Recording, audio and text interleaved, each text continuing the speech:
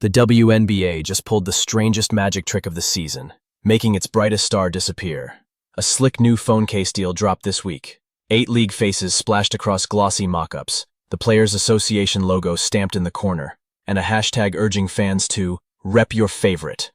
A'ja Wilson front and center, Angel Reese grinning in signature lashes, Sabrina Ionescu side profile pose.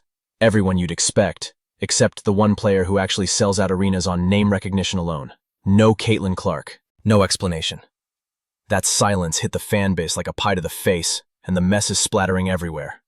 Was it jealousy, politics, or flat-out sabotage? Tonight we unpack how the Players Union just lit a bonfire under its own rising tide narrative, why Angel Reese suddenly looks like collateral, or co-conspirator, and how the league's growth engine might stall if the adults in the room can't admit who's driving the bus. Thursday, 10 a.m. Eastern. The WNBPA's official X account fires off a carousel. 8 high-res phone cases by tech accessory brand FM Cases, each plastered with a superstar illustration. The caption, REP your favorite WNBA star. Within minutes, the replies fill with heart emojis. Then question marks. Then outrage. Where's Caitlin? 200 times. Biggest draw missing lol, another 100. By lunch, mainstream outlets are running headlines about a mysterious omission. By dinner, YouTube pundits are calling it the pettiest move in league history. All because a merch post skipped one rookie. But numbers explain why the blowback is nuclear. Clark isn't just any player. She's become the league's economic linchpin. She's the Steph Curry 3 seasons after the three-point revolution. Only in year 1. Leave her out, and fans don't get confused.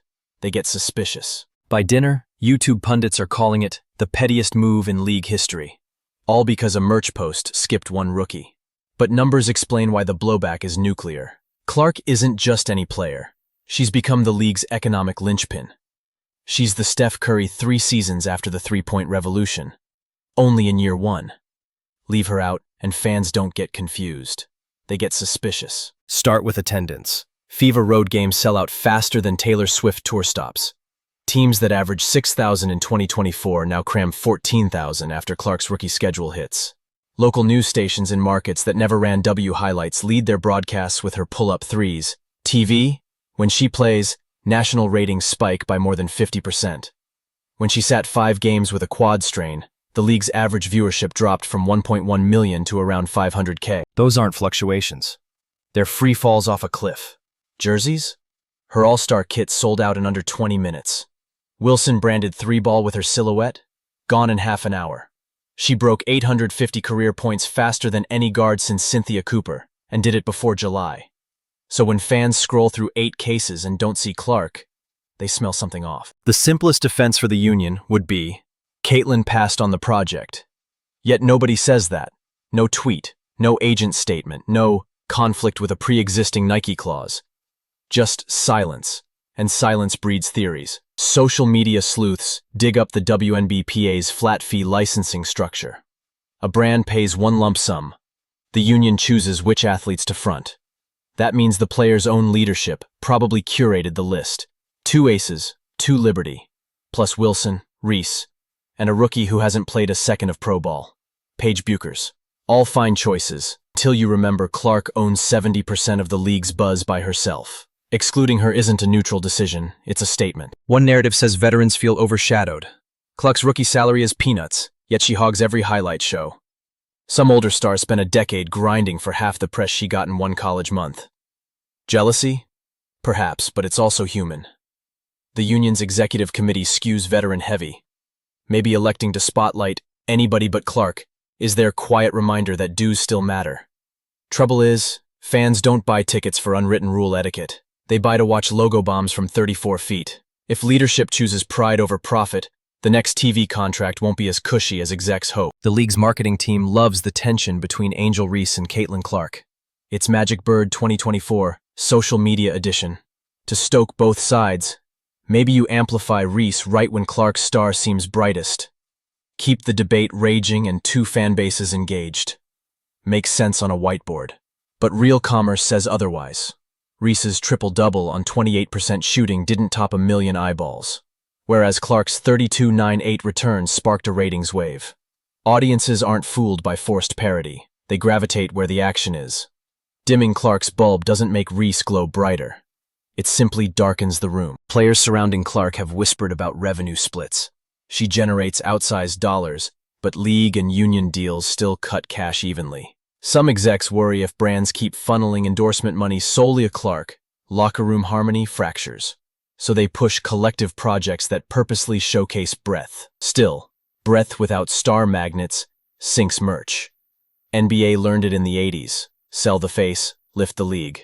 Misread that formula and you stagnate. Reese trends every 48 hours whether she's 4 for 14 or 14 for 20, but the phone case saga suddenly paints her as Union golden child. She didn't ask for that target, yet being featured while Clark is ghosted fuels conspiracy talk. They'll prop Angel even if she's bricking bunnies. Fair or not, narratives stick. And Reese's on-court struggles. Sky at 2-7, efficiency cratered.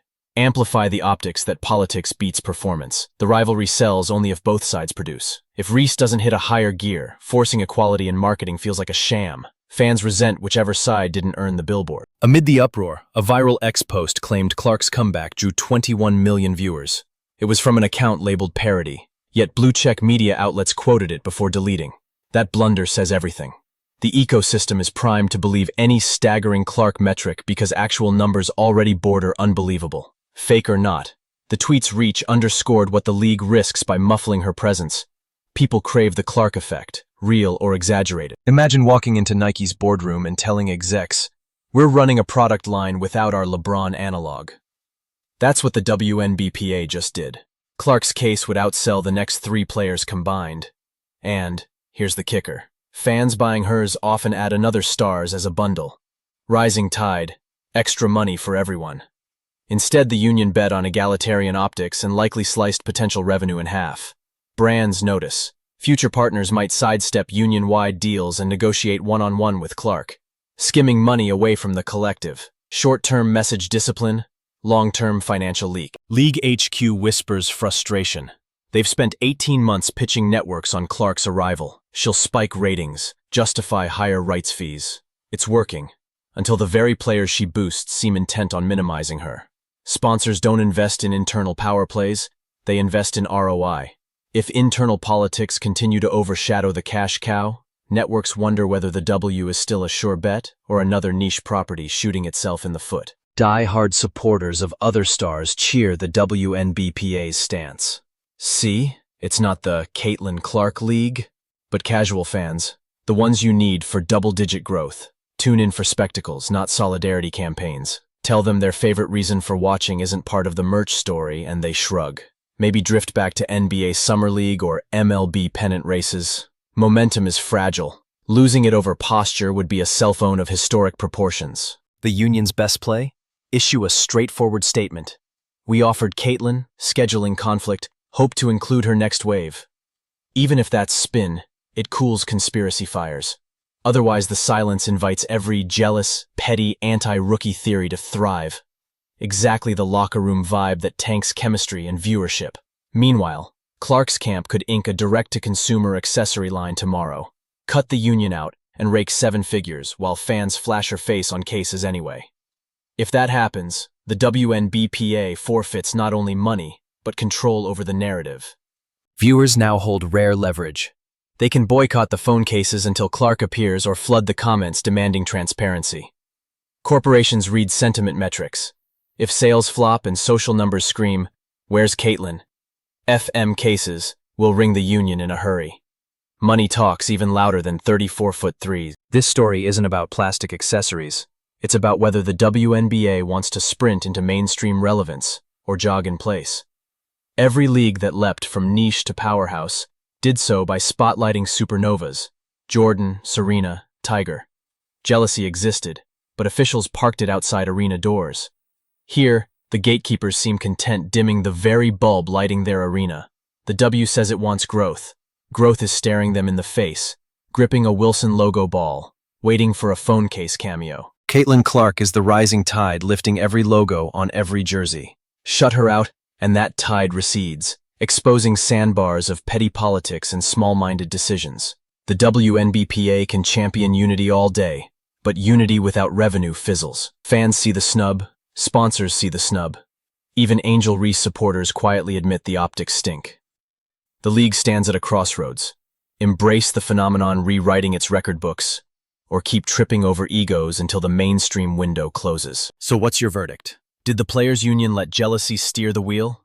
Or is there a smarter strategy hiding behind the silence? Drop your take in the comments, hit subscribe, and ring the bell, because the next chapter in this saga could decide whether the W soars into a golden era or watches its hottest story walk right past the merch table.